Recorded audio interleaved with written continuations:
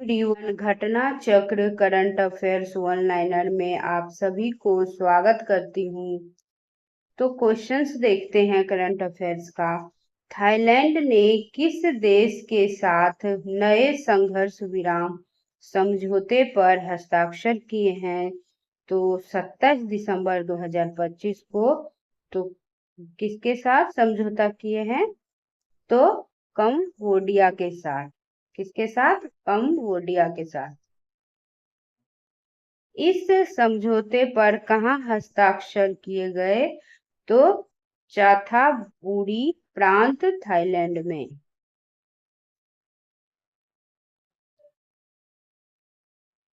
समझौते में कितने कंबोडियाई सैनिकों की रिहाई का प्रावधान है? तो 18 सैनिकों की रिहाई का प्रावधान है। यह संघर्ष मुख्य रूप से किस विवाद से जुड़ा है? तो सीमा विवाद से जुड़ा है। मलेशिया के किस पूर्व प्रधानमंत्री को भ्रष्टाचार मामले में दोषी ठहराया गया? जो 26 दिसंबर 2025 को। तो नजीब रजाक को। इसको नजीब रजाक को। इस मामले में नजीब रजाक को कितने वर्ष की सजा सुनाई गई? तो 15 वर्ष की सजा सुनाई गई। वर्तमान में मलेशिया के प्रधानमंत्री कौन है? तो अनवर इब्राहिम। कौन है? अनवर इब्राहिम। चीन ने ताइवान को हथियार बिक्री के जवाब में कितनी अमेरिकी कंपनियों पर प्रतिबंध लगाए? 26 दिसंबर 2025 को। तो 20 कंपनियों पर प्रतिबंध लगाए। चीन ने किस सिद्धांत का उल्लंघन बताया है? तो एक चीन सिद्धांत को। किस अधिनियम के तहत अमेरिका ताइवान को हथियार बेचने के लिए बाध्य है? तो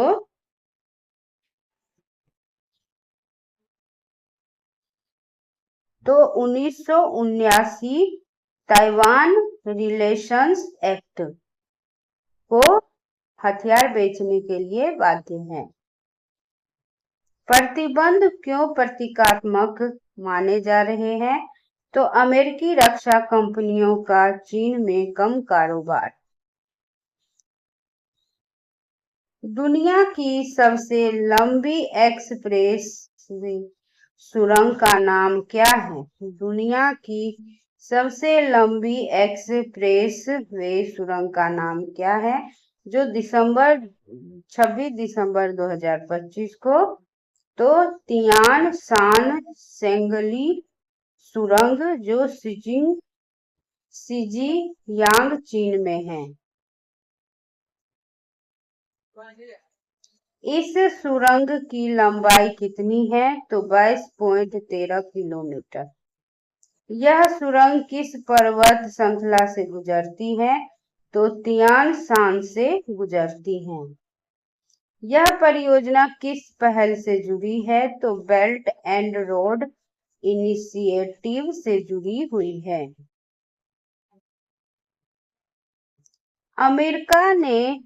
अमेरिका ने संयुक्त राष्ट्र के वैश्विक राहत कार्यक्रम के लिए कितनी सहायता देने का वादा किया? 29 दिसंबर 2025 को।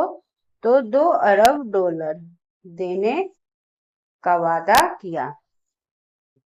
वर्तमान में यूएन के मानवीय मामलों में अवर महासचिव और आपातकालीन राहत समन्वयक कौन है? तो टॉम फ्लेचर। नेक्स्ट क्वेश्चन देखते हैं फ्रेंड्स। अल्जीरिया की संसद ने फ्रांस के 132 वर्षों के औपनिवेशिक शासन को क्या घोषित किया? तो राज्य अपराध घोषित किया।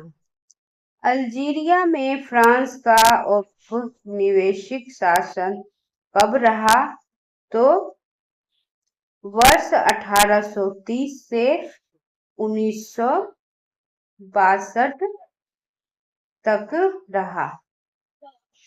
इस कानून में फ्रांस से क्या मांग की गई?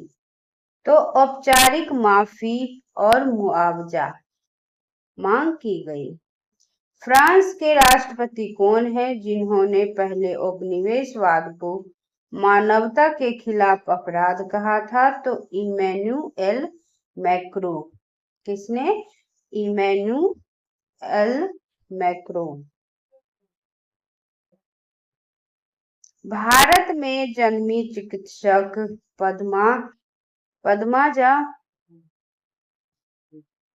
पटेल को किस राज्य के पोषण सलाहकार पैनल में नियुक्त किया गया 18 दिसंबर 2025 को? तो टेक्सास में। सिंगापुर के हिंदू एंडोमेट्रस बोर्ड में नई सीईओ के रूप में किसे नियुक्त किया गया? तो सरोजनी पद्मनाभन को। इस पद पर उनका कार्य किस क्षेत्र से संबंधित है? तो हिंदू मंदिरों और भारतीय संस्कृति का प्रबंधन है। वर्ष 2025 में तेल की कीमतों को मुख्य रूप से प्रभावित करने वाला देश कौन उभरा दिसंबर 2025 में? तो चीन उभरा।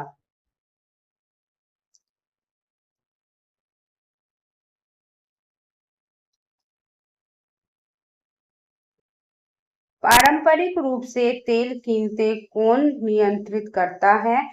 तो ओपीईसी प्लस नियंत्रित करता है। चीन दुनिया का सबसे बड़ा क्या है? तो तेल आयातक है। चीन की तेल आयात मात्रा वैश्विक समुद्री आयात का कितना हिस्सा है? तो 25 से 30% हिस्सा है। अक्टूबर 2025 में विश्व बैंक द्वारा जारी कमोडिटी मार्केट्स आउटलुक में वर्ष 2025 की तीसरी तिमाही में वैश्विक मांग में कितनी वृद्धि का अनुमान लगाया गया है? तो 0.8 मिलियन बैरल प्रतिदिन। ग्रेटा थनबर्ग को किस शहर में गिरफ्तार किया गया 23 दिसंबर 2025 को? तो लंदन यूके में गिरफ्तार किया गया।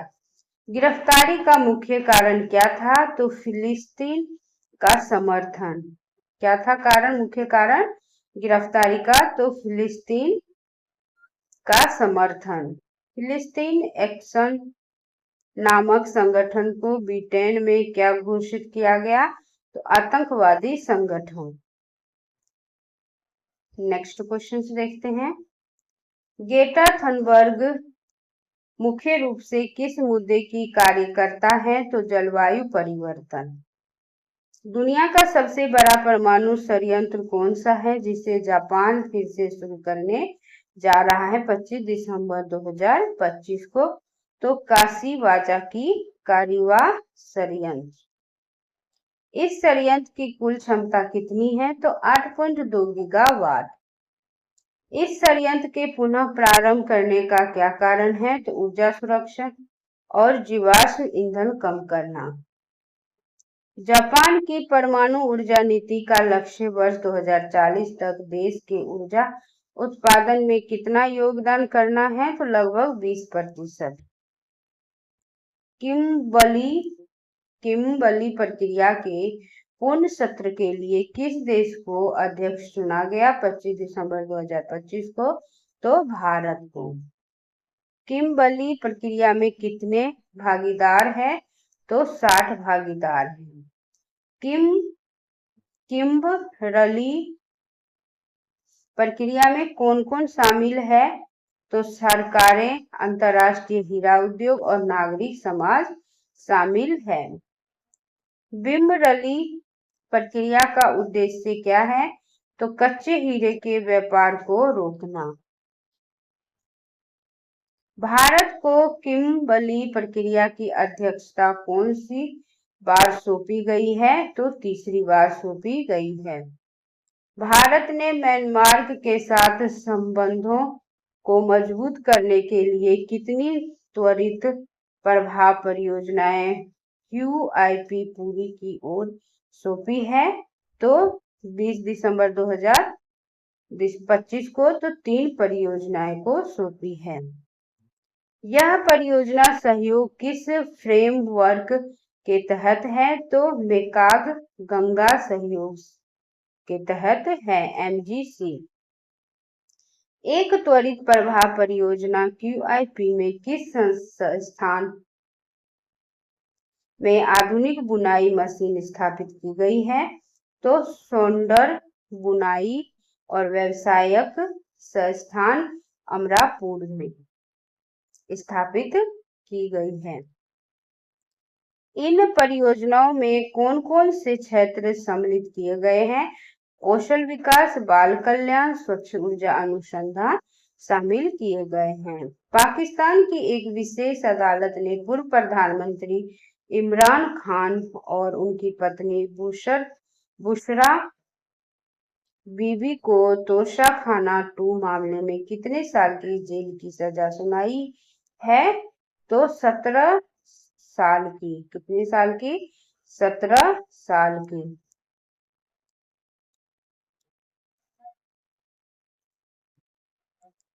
इस आरोप के मामले में जुर्माना कितना लगाया गया?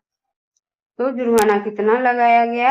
तो 1.64 करोड़ पाकिस्तानी रुपये। तोशाखाना मामले किस व्यक्ति से जुड़ा गिफ्ट था? सऊदी क्राउन प्रिंस मोहम्मद बिन सलमान से जुड़ा हुआ गिफ्ट था। यह मामला पाकिस्तान के किस कानून से जुड़ा है? तो पाकिस्तान पिनल कोड और भ्रष्टाचार निवारण अधिनियम से जुड़ा है। भारत ने श्रीलंका को 45 करोड़ अमेरिकी डॉलर की मदद किस प्राकृतिक आपदा से उबरने के लिए घोषित की है? जो 23 दिसंबर 2025 को तो चक्रवात दितवा से गुजरने को घोषित किया है। नेक्स्ट क्वेश्चन है, श्रीलंका की राजधानी क्या है? जहां भारतीय विदेश मंत्री ने यह घोषणा की? तो कोलंबो। क्या है? कोलंबो। भारत की पड़ोसी पहले नीति का मुख्य उद्देश्य क्या है? तो क्षेत्रीय स्थिरता और सहयोग है।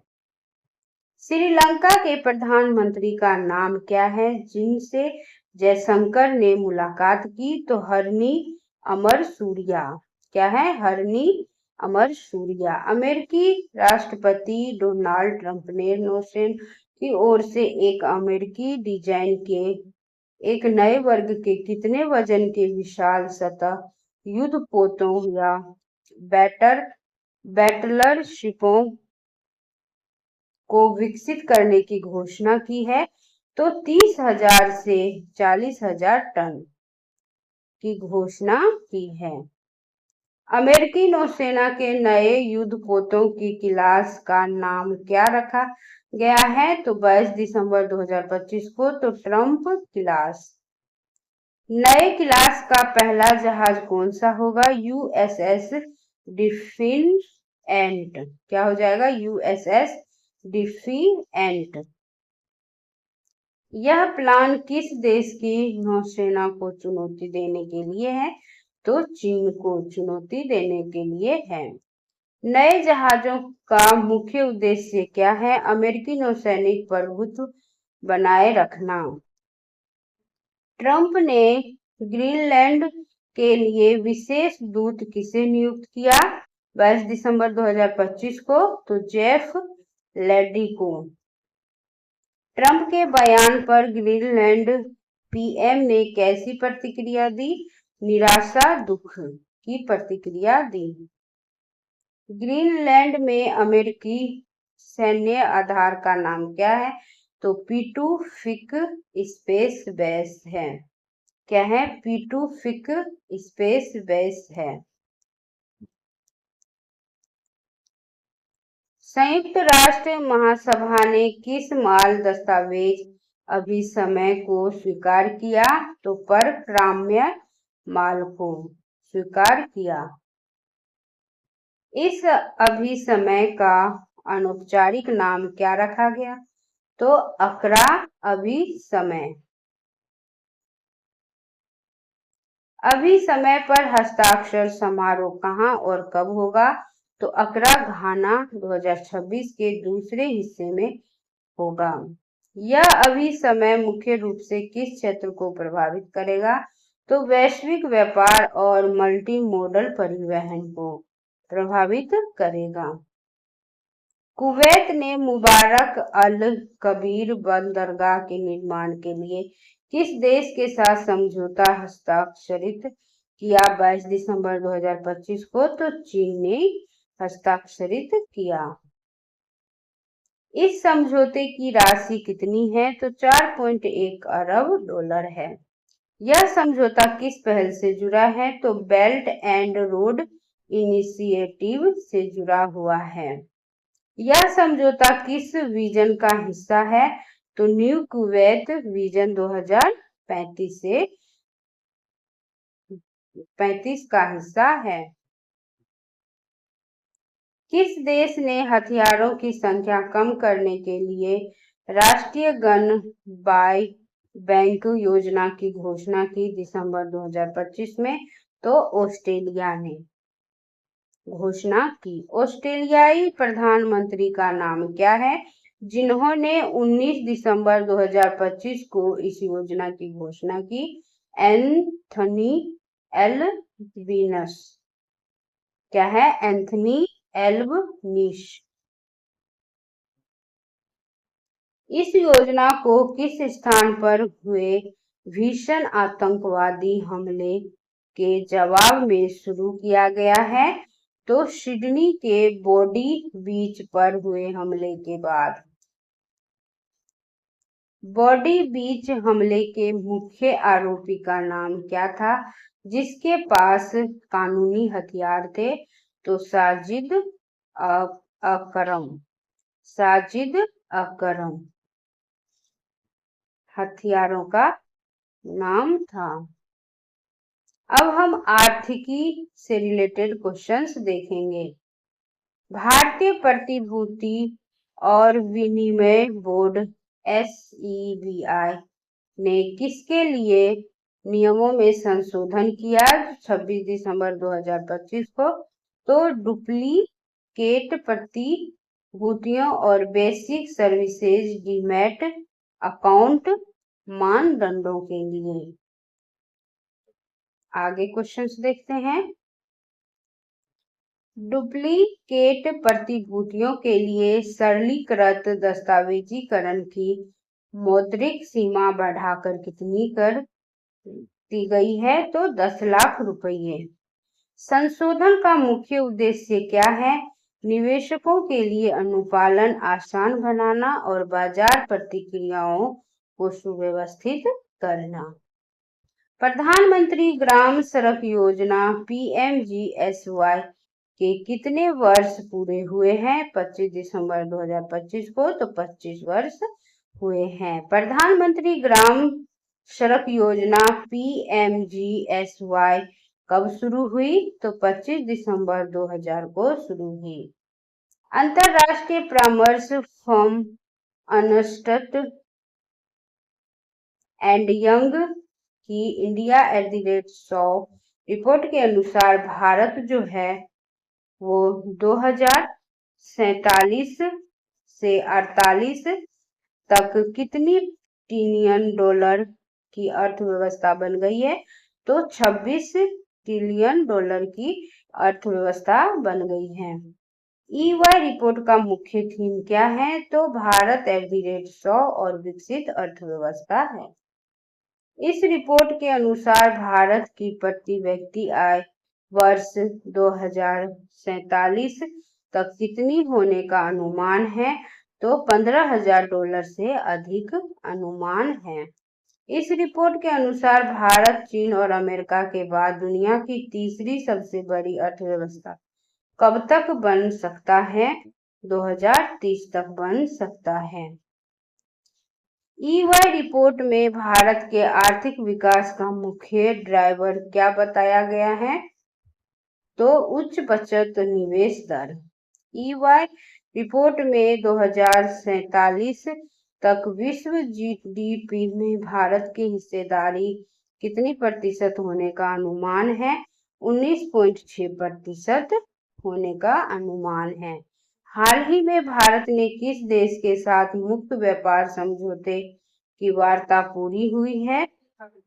22 दिसंबर 2025 को तो न्यूजीलैंड। इस मुक्त व्यापार समझौते के तहत कितने पेशेवरों को एक समय में अस्थायी प्रवेश रोजगार वीजा मिलेगा?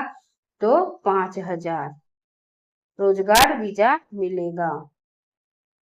न्यूजीलैंड ने अगले 15 वर्षों में भारत में कितनी राशि निवेश करने का वादा किया है? तो $20 बिलियन। भारत न्यूजीलैंड FTA में किस क्षेत्र में भारतीय छात्रों को लाभ मिलेगा? तो शिक्षा और पोस्ट स्टडी वर्क वीजा में लाभ मिलेगा। वीडियो देखने के लिए friends thank you so much. अगर वीडियो पसंद आए हो तो लाइक और सब्सक्राइब और वीडियो को अधिक से अधिक शेयर करना ना भूलें। वीडियो देखने के लिए धन्यवाद।